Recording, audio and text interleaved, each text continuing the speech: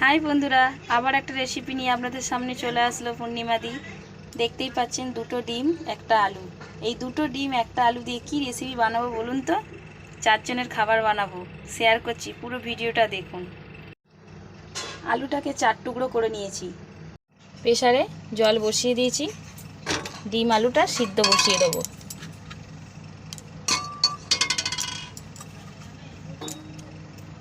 দয়া করে ভিডিওটা স্কিপ করবেন না, ভিডিওটা খুব সুন্দর, আপনারা দেখুন মনোযোগ সহকারে। গ্যাসটা জ্বালিয়ে দিলাম। বন্ধুরা, ডিম আলুটা সিদ্ধ হয়ে গেছে, আমি প্রেসার থেকে বের করে নিয়েছি। ঠান্ডা হলে ডিমের খোলাটা ছাড়াবো। বন্ধুরা, আলুর খোসা ডিমের খোসা ছাড়িয়ে নিয়েছি। এরপর দেখুন আমি কি করছি। এটা সাহায্যে গ্রেট করে নেব। ডিমটা গ্রেট করছি আগে।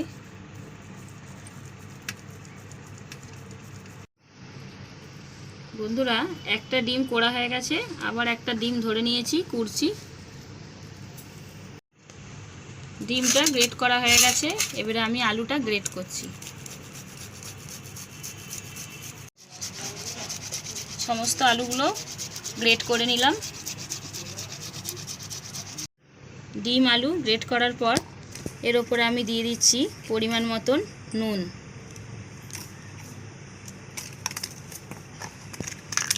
এর ওপরে দিয়ে দিচ্ছি পরিমাণ মতন হলুদ,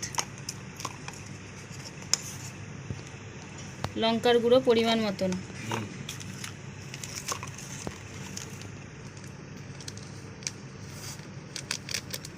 জিরে গুঁড়ো পরিমাণ মতন,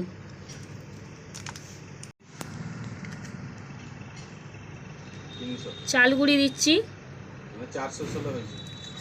3 চামচ দিচ্ছি,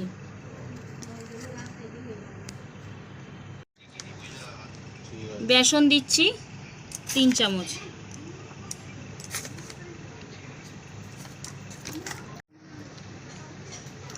আদা রসুন বাটা 1 চামচ। এগুলো সবগুলো দিয়ে এবারে ভালো করে মাখবো। বন্ধুরা, ডিম আলু গ্রেট করা সমস্ত মশলা দিয়ে মাখিয়ে নিয়েছি। দেখতেই পাচ্ছেন একটা ড্রোয়ের মতন তৈরি হয়েছে। এই ড্রোটাকে আমি এবারে 5 মিনিটের জন্য রেস্টে ছেড়ে দিলাম। বন্ধুরা, 5 মিনিট হয়ে গেছে। এবারে আমি ডোটার সামনে একটু তেল নিয়ে নিচ্ছি, তেলটা আমার কাজে লাগবে। দেখুন, এই তেলটা আমি হাতের চেটোয় লাগিয়ে নিলাম। এই ডোটা থেকে অল্প অল্প দেখেছেন লেচির মতন কেটে নিলাম, দিয়ে গোল করে নেব, যাতে না আমার হাতে লাগে তার জন্য আমি তেলটা মাখিয়ে নিলাম। এরকম গোল গোল বানিয়ে নেব।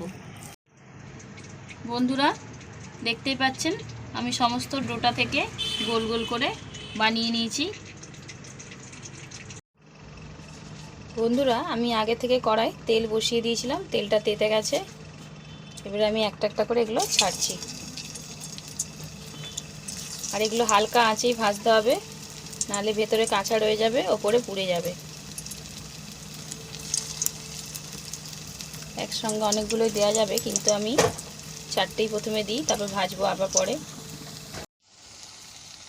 বন্ধুরা, দু সাইডই খুব সুন্দর লাল করে ভাজা হয়ে গেছে। এবারে আমি তেল থেকে ছেঁকে তুলে নিচ্ছি।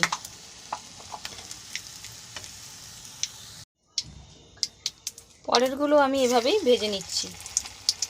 বন্ধুরা, নিশ্চয়ই চিন্তা করছেন না কি রেসিপি এটা হচ্ছে।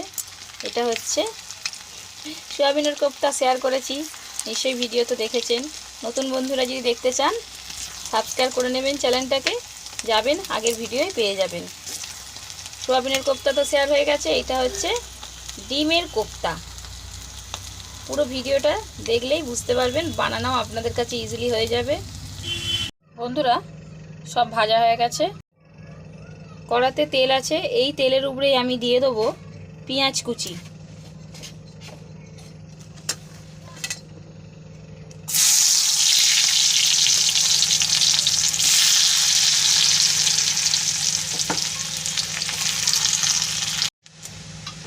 পেঁয়াজটা ভাজা হয়ে গেছে, এবারে দেবো টমেটো কুচি।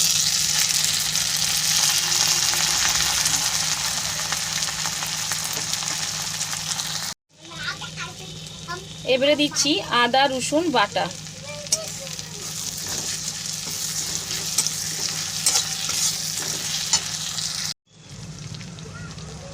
পরিমাণ মতন নুন দিয়ে দিচ্ছি,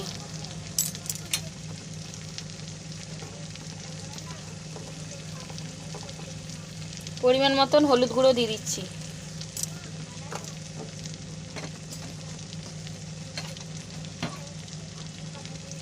পরিমাণ মতন লঙ্কা গুঁড়ো দিয়ে দিচ্ছি,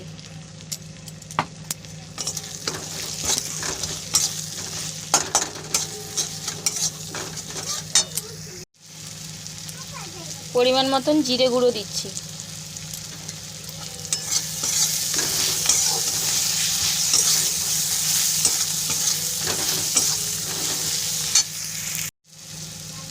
মশলাটা তৈরি হয়ে গেছে। পরিমাণ মতন এবারে জল দিয়ে দিচ্ছি,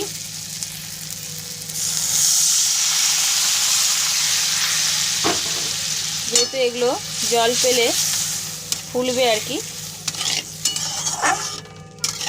সেরকম অনুযায়ী আমি জলটা দিয়ে দিলাম।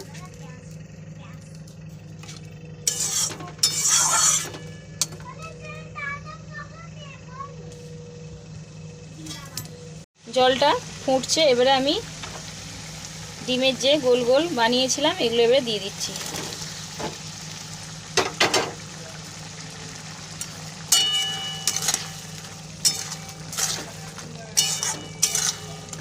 গন্ধটা দুর্দান্ত উঠেছে বন্ধুরা একটু টক ঝাল মিষ্টি হলে ভালো লাগে, একটু তাই এনে অল্প করে চিনি দিচ্ছি, অল্প একদম। এবারে দিচ্ছি টক দই,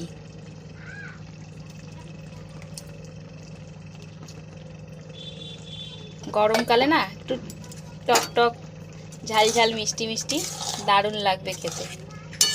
বেশি নাড়বেন না, বেশি নাড়লে ভেঙে যাবে। এবারে ওপরে আমি গরম মশলা দিয়ে নামিয়ে নিচ্ছি।